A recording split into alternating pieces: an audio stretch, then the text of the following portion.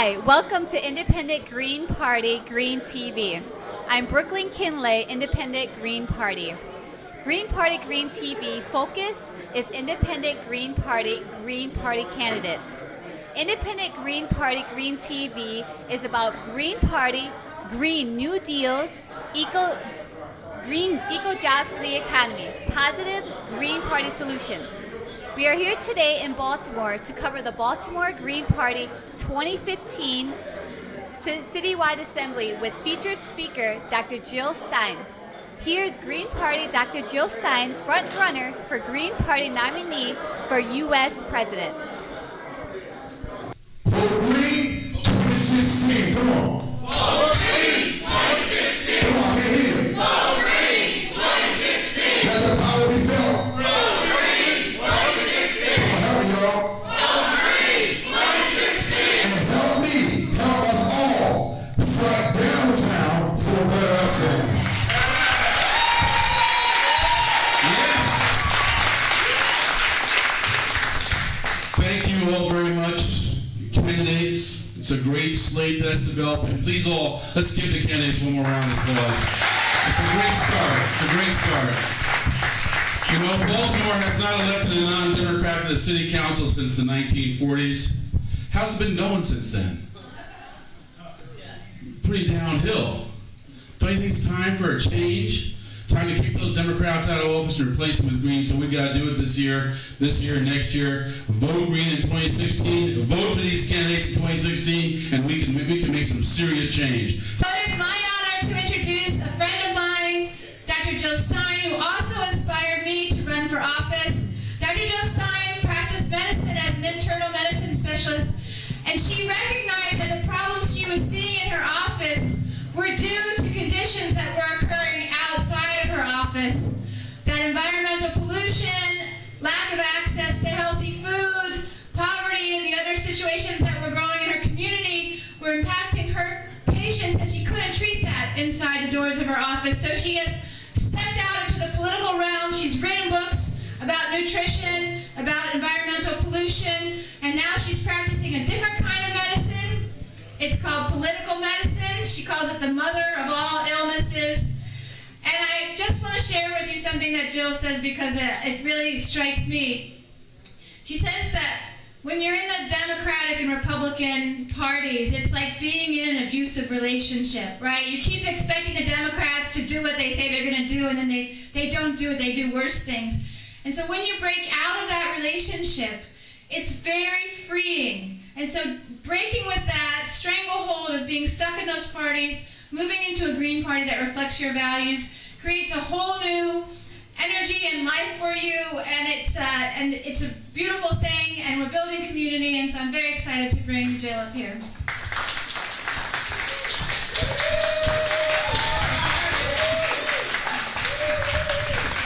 Thank you so much. It's an incredible honor to be here today with the amazing slate of Green candidates that are standing up for us and representing all of us in this election. Can we give another big round of applause for every one of those amazing candidates?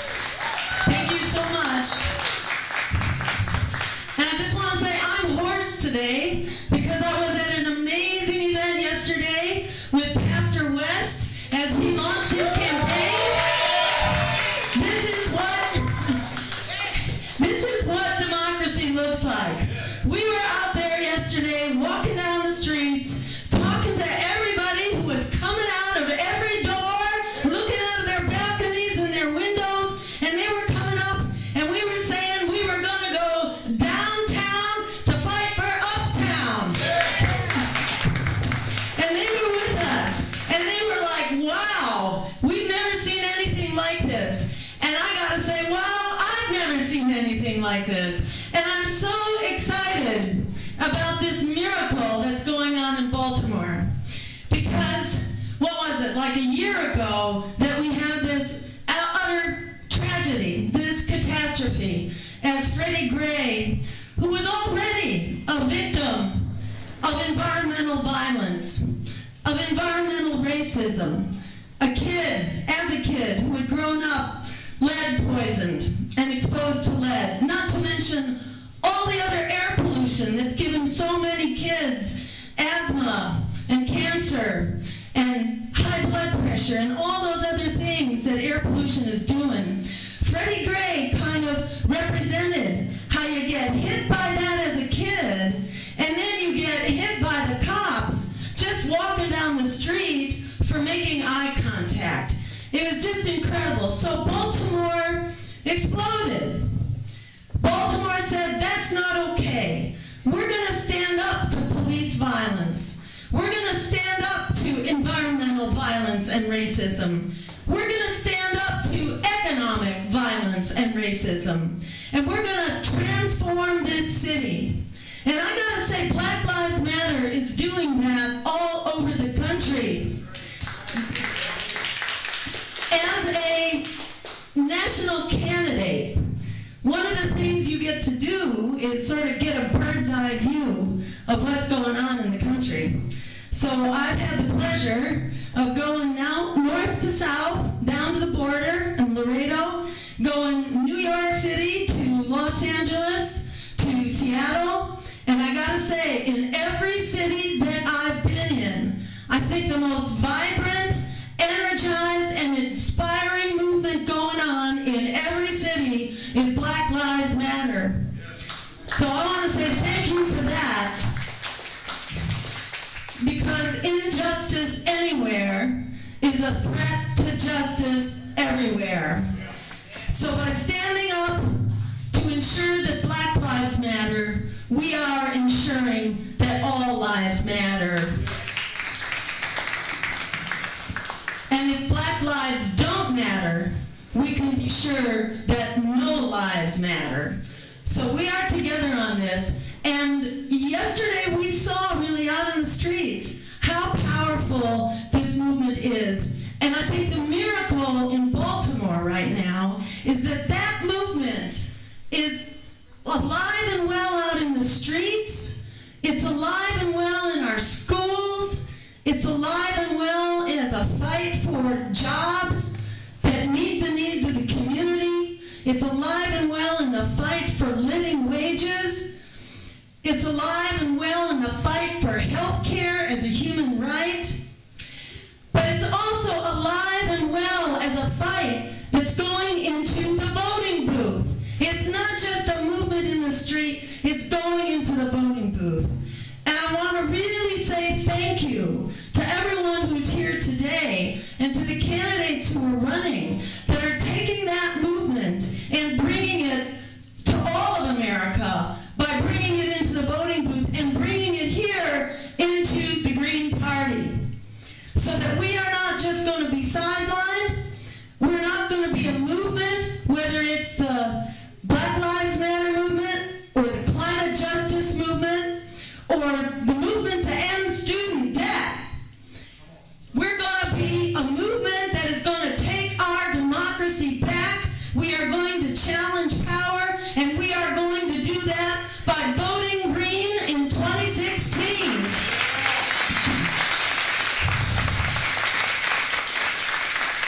And I so look forward to making what happened yesterday at Pastor West's announcement. I want to see that be the rule, not the exception. I want to see every one of our campaigns marching down the street. You know, it's hard for people to come out to a meeting, you know, because like people are working hard every day just to keep a roof over their heads, just to try to keep food on the table. And when you have a weekend, you know, it's all that you can do to do your shopping and do your errands and clean up your house and get ready for the onslaught. It's really hard for people to come to a campaign meeting. But we can take the campaign to the people. And that's what we're going to do.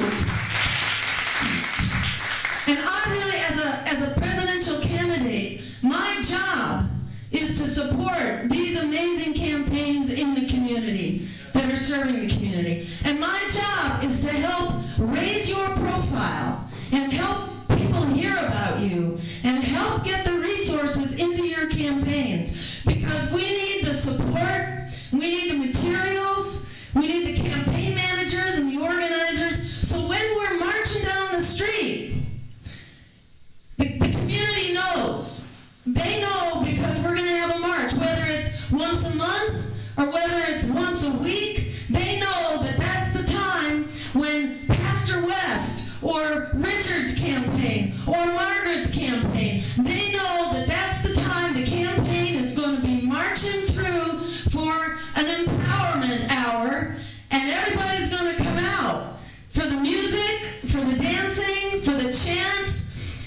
just the wonderful community building that we can do when we take the campaigns to the people.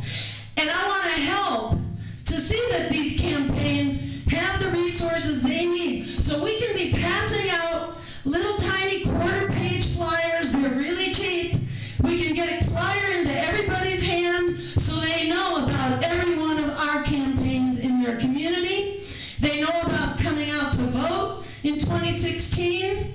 They know about what the website is or the phone number to call. And we've got voter registration forms with us. So these marches are also about empowering the community to come out and exercise our right to have a democracy that's working for us, not for the big banks and the polluting fossil fuel companies and the war profiteers that are sponsoring the Democratic and Republican parties. We are the party of the people.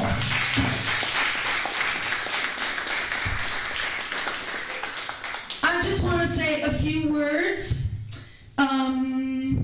And I'm just going to talk about two things. I'm just going to tell you a little bit about how I got to be here. And then I'm going to tell you how it is that we are going to change America. So very quickly, I was a doctor in the clinic for 20-some years. As a doctor for adults, a general medicine doctor. And I just saw so many people coming in with asthma, with cancer, with learning disabilities, with ADHD and autism, and you name it, and heart attacks and strokes and diabetes and obesity problems and all these things that we didn't used to have, at least not much. When I was growing up, we had a few of those, but it wasn't like everybody. Right now, it's about 1 out of every 2 Americans that has one of those chronic diseases. Why? They want to tell us that we're not taking care of ourselves. But you know what the truth is? They're making us sick. They're making us sick with a degraded and poisonous food system, which has all the good stuff taken out of it and a lot of bad stuff put into it. And we can fix that. We can fix that with community gardens and farm-to-school programs and things right in our communities that are creating good jobs at the same time that they create real food security and health in our communities. And they've been poisoning us with this air pollution and other kinds of pollution that gets into our food and our consumer products and things like that. And those pollutants are giving us the asthma and the heart attacks and the strokes and the high blood pressure and all that stuff. And we can fix that.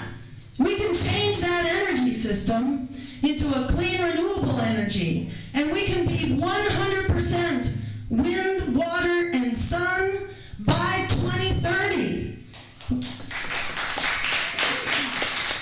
And in doing that, we can create the jobs that we need. We call this, by the way, a Green New Deal. We want to create a Green New Deal that's going to create 20 million jobs, living wage, full-time jobs, because the jobs that they're bringing back now are part-time and temporary jobs. We need good, full-time, living wage jobs that make our communities healthier. And the other thing they're doing to make us sick is locking us into a transportation system that makes us couch potatoes, and it kind of makes us take our life in our hands if you want to go walk where you're going or if you want to go ride your bike. So we're calling for a transportation system that is public and that's low cost or free. We need transportation as a human right. In the same way, we need jobs as a human right, and we need a healthy food system as a human right, and water. These are the things that we got to stand up for. Anyhow, my story was I just saw so many of these sicknesses coming into the doctor's office that we shouldn't have had to begin with. And I just felt like as a doctor I was giving people pills and pushing them back out to the things that were making them sick. So I thought I would go talk to my elected officials. about how we could create these jobs. And instead of building incinerators, we could be creating recycling facilities. You know, we have a name for these incinerators, these so-called waste-to-energy incinerators. They pretend that they are saving energy by burning things. We call them waste-of-energy incinerators, because they're wasting energy. We should be recycling that material, not burning it. That's how we save energy. Anyhow, I went to our elected officials. Anybody ever gone to your elected official? Yeah. Would you say thumbs up or thumbs down? I think so. Yeah, because you know, you can spend years doing that. I spent years doing that. I was one of those believers. Anybody else who was a believer? Yeah, a few of us were believers. And we threw away some years or maybe some decades till we discovered that we're being kind of taken for a ride by that system. And then what happened, I was kind of giving up. We passed a referendum in my state called Clean Elections to get the money out, publicly funded elections, so that we can run for office without having to sell your soul to a corporation, which is how it works now. That's how you get the money to run. And we passed that law by a voter referendum. We passed that law by a 2-to-1 margin. And what do you think the Democratic legislature did? They repealed it on a voice vote because they didn't want competition from the people, because they know how powerful it is. So that said to me, change is not coming inside the Democratic Party. It's coming from the Green Party. And right about that time, the Green Party came to me. I wasn't political. I didn't believe in politics. It was just too, corrupt. Yeah, not at all. I didn't want to have anything to do with it. And the Green Party came to me and they said, why don't you run for governor? Just do what you're doing, fighting incinerators and coal plants and trying to create healthy jobs. Just do that and call it a political campaign. And I thought, well, that sounds like a good idea, just talk to more people about the same stuff. And besides, nothing else is working. So I went into the political fight out of desperation, like I think a lot of us do. But I came out of my first campaign with incredible inspiration, because I found when you actually get outside of that corrupt two-party system, that people are just clamoring for what we've got. That is real, honest-to-goodness, people-powered solutions that give us jobs, health care, housing, education, and that cut the military and put that money into real security here at home. That's exactly what people wanted to hear. And I had the same experience that Kevin had when he described getting into a debate. We fought our way actually into a televised governor's debate. And believe me, that was the last thing in the world I wanted to do. I was bluffing when I said, you got to open up the debates, because I didn't know a thing about debates. And my biggest fear was that I was going to be led into that debate. But, when they said, okay, I couldn't back down. So I went into that debate, and I just, said it like you say it around the kitchen table, that we deserve those things. And inside the debate hall, this was a televised debate, in a little studio, so there wasn't any real audience there. It was just candidates and a moderator. The only real human being in the room was the guy behind the camera. So I tried to focus on him, talk to a real person. And, the ideas of the Green Party, these public interest ideas, they went over like a lead balloon. And nobody even bothered to rebut them because they were so absurd. The idea that we should have health care as a human right, or the idea that we should have a school system that teaches to the whole student for lifetime learning, not to a pen and paper memorization test. Those ideas were considered crazy. But when I walked out from the debate hall, I was mobbed by the press press for the first time and the last time, and they told me that I had won the debate on the instant online viewer poll. And I was pretty blown away. It's like all of a sudden I saw, wow, so this is a scam. This whole political thing is a big scam. They want us to believe like we are the marginal lunatic fringe, but actually we are the core of the American values and where people really are. So ever since then, I realized we have won in the court of public opinion. All we got to do now is get organized that we've got the answers people are looking for. So one way that we're going to get that word out, I think, is by doing these marches, taking it to the streets, taking it to the community, registering voters, building our campaigns at the local level and up. The other way, I just want to share with you another plan. And this is kind of a secret, but if it gets out, it's okay. So here's the secret. There are 40 million young people who are trapped in debt right now. They're trapped in student debt. If they were lucky enough to go to college, or community college, or a technical school, they're trapped in debt. If they weren't lucky enough to go to college, they're trapped in unemployment, because the unemployment rates are sky high if you don't take on that debt. And that debt was supposed to bring you a job, but it's not bringing you jobs because the economy crashed. So you got 40 million people who are really indentured servants right now and no way out, because the two corporate parties, they could care less about that. They're going to keep squeezing you for that debt. Well, there's only one political campaign in the presidential race that will cancel that debt. We canceled it for the bankers. Isn't it about time we cancel it for the students who are the victims of that waste, fraud, and abuse? So we can cancel that debt, and here's the secret. If 40 million young people who usually know how to use Twitter and Facebook, they know how to get the word out, if they get the idea into their heads that they can come out and cancel their debt by voting green on November 8th of 2016, that can actually happen. That is a self-fulfilling prophecy.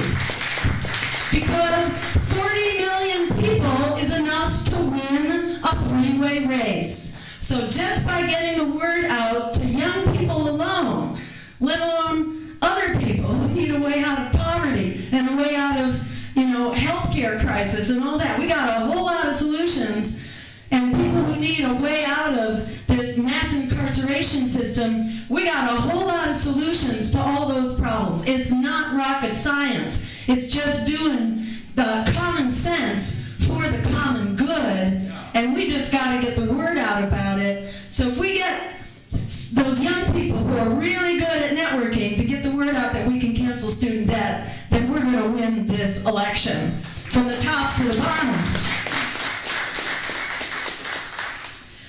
So I'll just say a couple other really quick things and then we'll open it up for discussion. We do have the power. Alice Walker says, biggest way people give up power is by not knowing we have it to start with. Well, we got 1 out of every 2 Americans, like Margaret was saying, that are either in poverty now or low income and heading for poverty. That's a lot of people, and they don't have a way out right now. We got 40 million young people in debt.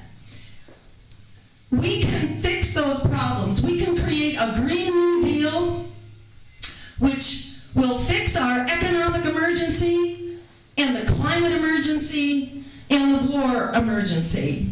I'll just say a quick word about that. On the economy, the jobs that are coming back are low-wage, part-time, temporary jobs. They want to say we're in a recovery. We're actually in an emergency. It's not a recovery.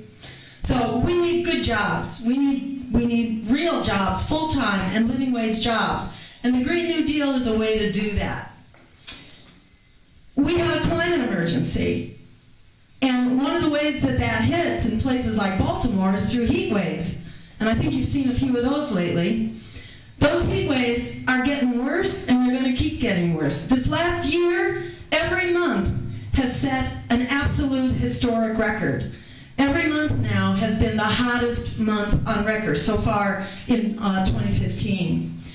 And this is going to keep going to where heat waves are not just 105 degrees, they're 120 degrees or 130 degrees. And those heat waves, who gets hit the most in a heat wave? It's elderly, it's communities of color, it's poor people. Because, you know, even if you have air conditioning, the air conditioning is going to fail when you get a so-called blackout or brownout and the electricity goes down. So it's poor communities that are paying that price right now. In Iraq, about a month ago, they had a heat wave. And when we add up the effect of the heat and the humidity, we call it the heat index. It's like the feel-like temperature. What the temperature felt like in Iraq was 164 degrees. So there are large areas of the planet that are becoming uninhabitable, and they are coming towards us. The other way we feel it here is because the cost of food goes up because of these droughts. Right now, California produces half of the fruits and vegetables for the country, so we're buying fruits and vegetables for California. You know how much surface water they have left in California? 1 year. 1 year of surface water, because they got a bad drought going on there because of climate change. So we got serious stuff happening with the climate. But the cool thing is we can fix this, and we can fix it right now. We've got an economic emergency right now, and we got a climate emergency right now. So we're saying it's time to basically drop everything, whatever you're doing. It's time to get political, not with the Democrats, not with the Republicans, but with the Greens, because